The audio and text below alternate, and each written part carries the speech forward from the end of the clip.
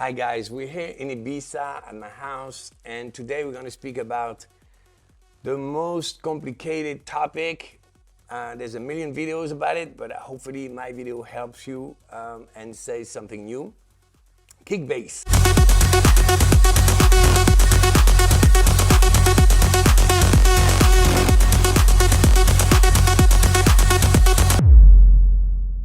So dance music is about many things, but if you don't get the kick bass right, you're just wasting your time. It doesn't matter how amazing your song is. If you want to make people dance, they need to feel that kick bass. In music, let's say you have the production aspect and the mixing aspect. So first, overall, in a mix, every instrument needs to have its own space.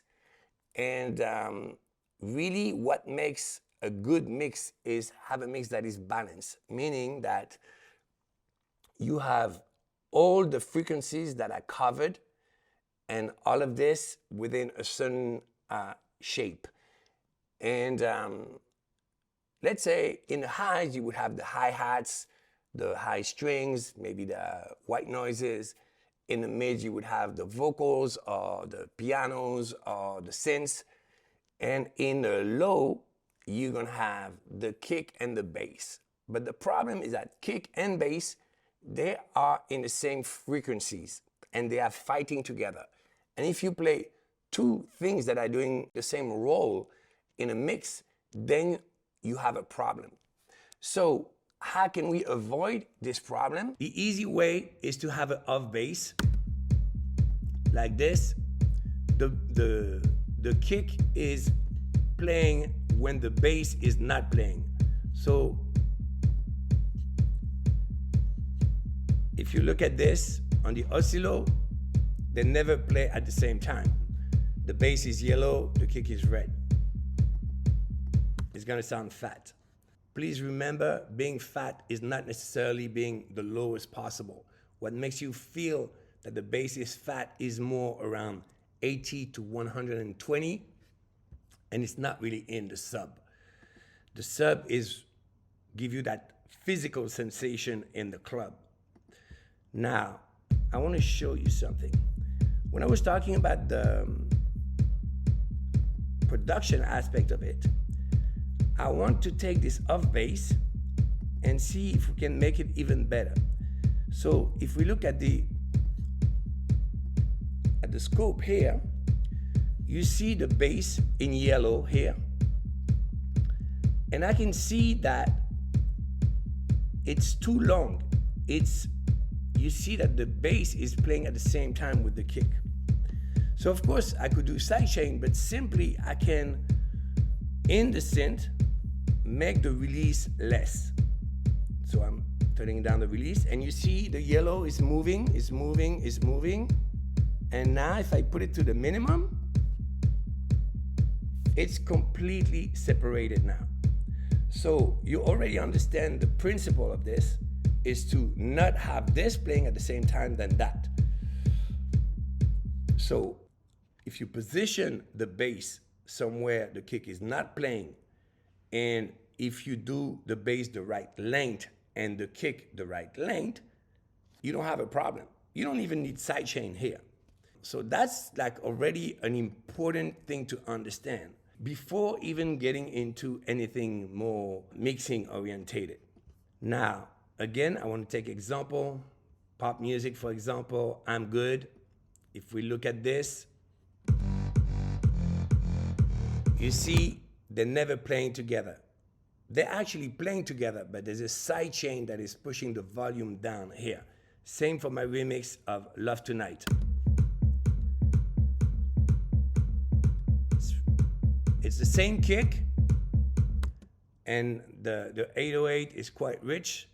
It's taking a lot of space, so the side chain is putting the volume down when the kick is playing.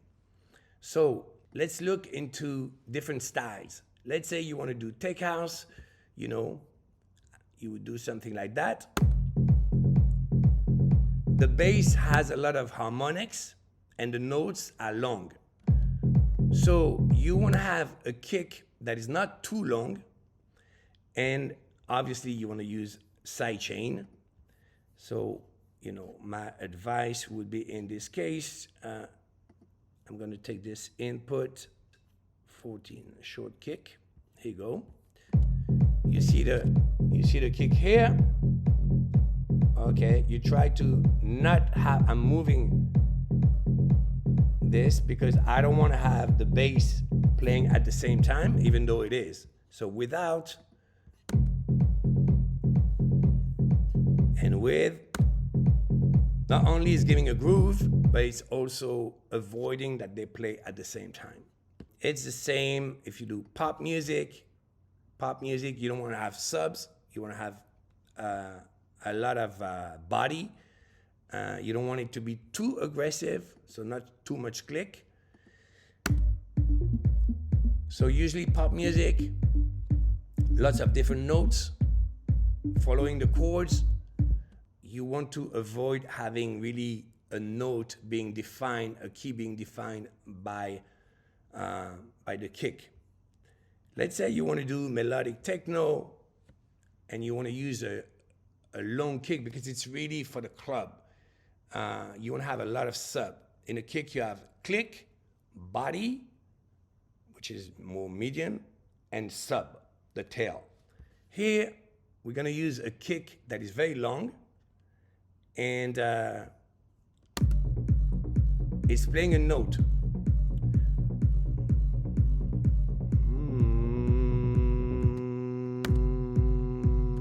I'm trying to have the bass playing the same note than the kick. I'm using a huge sidechain. You see, it's more than the middle. It's more than half a beat without volume. If the kick is so long that if I would put it there, you wouldn't even hear the bass. So I have to make them play together. But I'm doing this to the minimum. And because they're playing the same notes, it's kind of okay.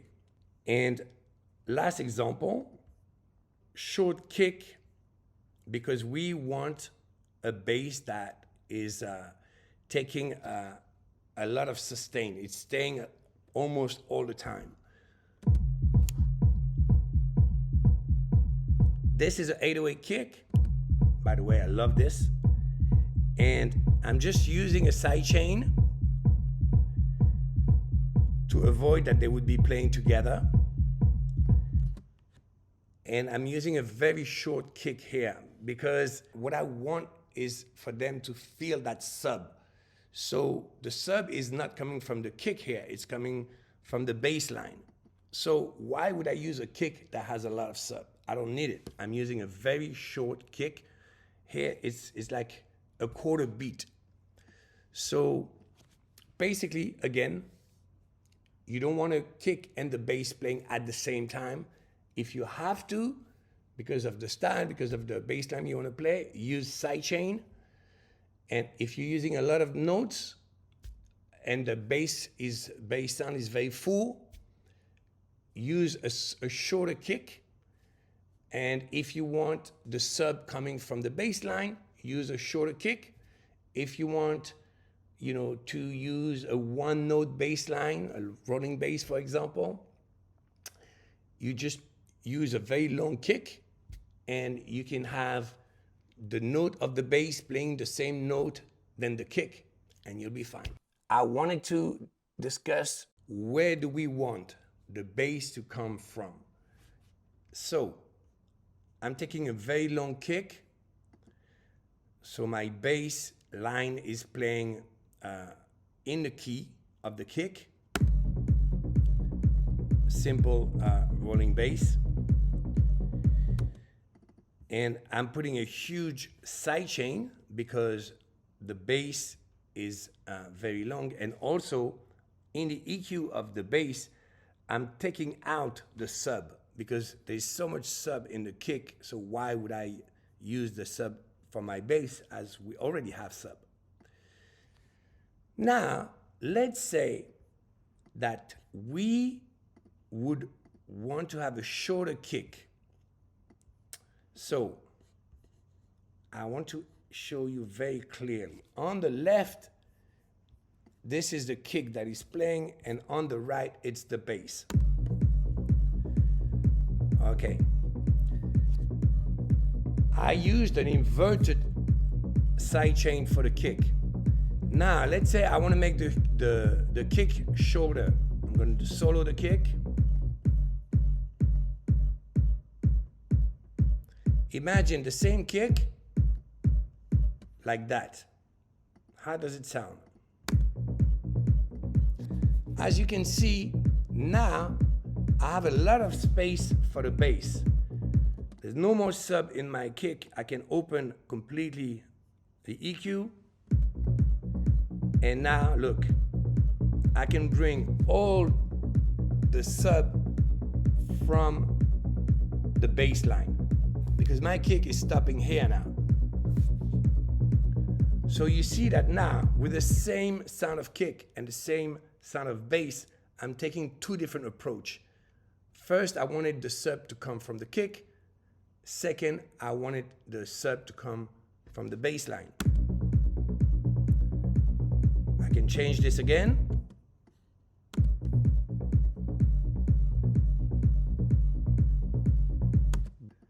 So, okay, I hope this was clear. I think, you can pick your kick bass depending on the style defined by the bass line. If you have a bass that is very long, a lot of release, you take a short kick that has no sub.